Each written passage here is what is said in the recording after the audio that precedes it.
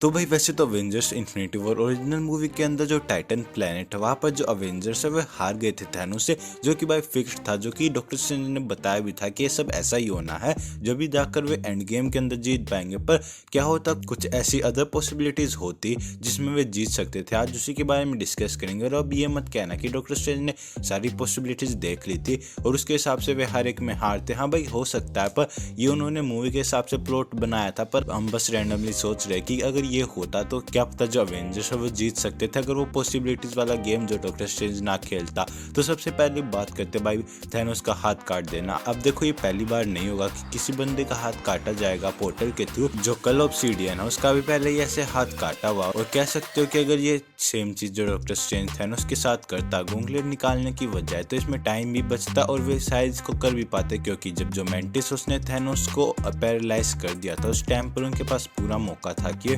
हाथ काट सकते हैं। इवन की फाइट के अंदर भी जो डॉक्टर स्ट्रेंज वो ऐसा कर सकता था और जो थैनोस उसके हाथ को काट सकता था, पर उसने ऐसा नहीं किया। हम कह सकते हैं कि मे बी ये रीजन हो सकता है कि जो थैनोस है उसकी चमड़ी ज्यादा मोटी हो कल ऑब्सीडियन से, या उसकी स्किन काफी ज्यादा हार्ड हो जिसकी वजह से जो पोर्टल उसे ना काट पाए। पर मेरे हिसाब से रीजन नहीं होना चाहिए। और बस वैसे ही डॉक्टर स्ट्रेंज ने इसको उस पर यूज नहीं किया, या कह सकते हो डॉक्टर स्ट्रेंज ने इसके बारे में सोचा ही नहीं होगा। क्योंकि जो वोंग है एक्चुअली उसी ने कल ऑब्सीडियन का हाथ काटा था। और उस टाइम पर जो डॉक्टर स्ट्रेंज है वो कल ऑब्सीडियन के पास नहीं था, बल्कि वो इबोनिमो के साथ लड़ रहा था। तो क्या पता उसे इसके बारे में कुछ आइडिया हो ही नहीं। तो दूसरी पॉसिबिलिटी की बात करें तो आता है killing Thanos instead of taking his gauntlet. अब देखो अगर तुम थोड़ा सा भी ध्यान लगाओ तो जो आयरन मैन उसके पास वेपन तो थे थैनोस को मारने के। अब तुम ये नहीं कह सकते कि वो मार नहीं सकता था, क्योंकि उसने खून निकाला था, वो भी एक टफ बैटल के अंदर जहाँ थैनोस भी अपने स्टोन्स का पूरा यूज कर रहा था। तो एक ऐसा टाइम जब जो थैनोस वो हिल भी नहीं पाया था, इवन की कुछ सोच भी नहीं पाया था, उस टाइम पर टोनी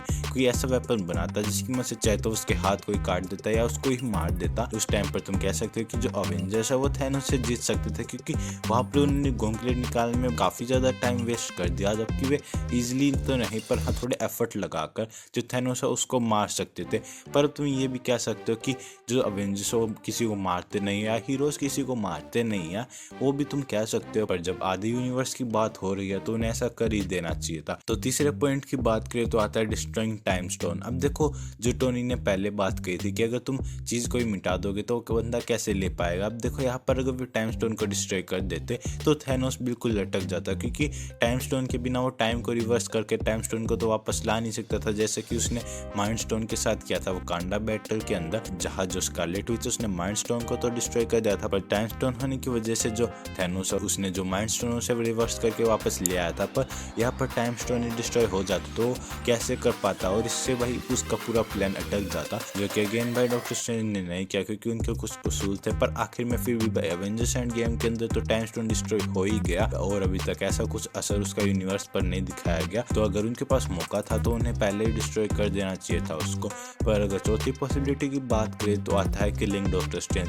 अब देखो डॉक्टर स्ट्रेंज ने आयरन मैन को तो एज अ विक्टिम बना दिया जहाँ उसका सेक्रीफाइस जरूरी था, पर मे बी अगर डॉक्टर स्ट्रेंज खुद भी सेक्रीफाइस करता तो क्या पता वो बच पाते, क्योंकि जो डॉक्टर स्ट्रेंज उसने एक मैजिक स्पेल की मदद से जो टाइम स्टोन से छुपा दिया था, मतलब उसके पास फिजिकली नहीं था। तुम देख सकते हो कि उसने कुछ हवा में से टाइम स्टोन को निकाला था, जिस तरह लोकी ने जो डेजर्ट निकाला था। तुम कह सकते हो कि जो डॉक्टर स्ट्रेंज वो निकालने से पहले ही मर जाते तो भाई थैनोस नहीं निकाल पाता। बेशक से उसके पास स्पेस स्टोन है, पर स्पेस स्टोन में भी तुम्हें ये पता होना चाहिए कि तुम्हें कहाँ पर जाना है, वहीं पर तुम्हें स्पेस स्टोन ले जा पाएगा। पर अगर थैनोस को पता ही नहीं होता कि जो डॉक्टर स्ट्रेंज है उसने कहाँ पर उसे छुपाया है, तो कभी भी उसे नहीं निकाल पाता। पर तुम कह सकते हो कि और मैजिशियन से वो हेल्प ले लेता, पर मेरे हिसाब से तो कोई भी उसकी हेल्प नहीं करना चाहता। डॉक्टर स्ट्रेंज ने इसलिए हेल्प की थी क्योंकि वो जानता था कि भाई उसे हराने का एक ही रास्ता टोनी को जिंदा रखना, जो कि उस टाइम पर उसके लिए मोस्ट इंपॉर्टेंट था। अगले पॉइंट की बात के तो आता भाई कॉलिंग थोर। अब देखो जो स्टार लॉर्ड और बाकी के गार्डियंस उनको पता था कि थोर जिंदा है और वो अपना एक वेपन लेने गया है।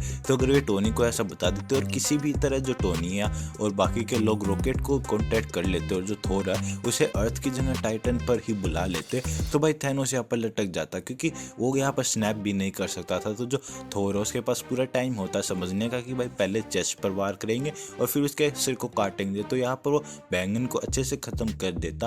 और जो थोर है उसे कोई रिग्रेट भी नहीं होता, जो हमारा बैंगन है वो भी मार जाता। बाकी तुम लोगों को इनमें से सबसे वैलिड पॉइंट कौन सा लगा तुम कमेंट्स में बताना। और मैं जानता हूँ कि ये मूवी के हिसाब से टोटली रॉन्ग है, क्योंकि उन्होंने पहले ही बता दिया था कि सिर्फ एक ही पॉसिबिलिटी है, पर ये सिर्फ फैन थ्योरीज है जो कि भाई सही भी हो सकती थी अगर एक वो छोटा सा प्लॉट जो डॉक्टर स्ट्रेंज फ्यूचर देखने वाला वो ना करते।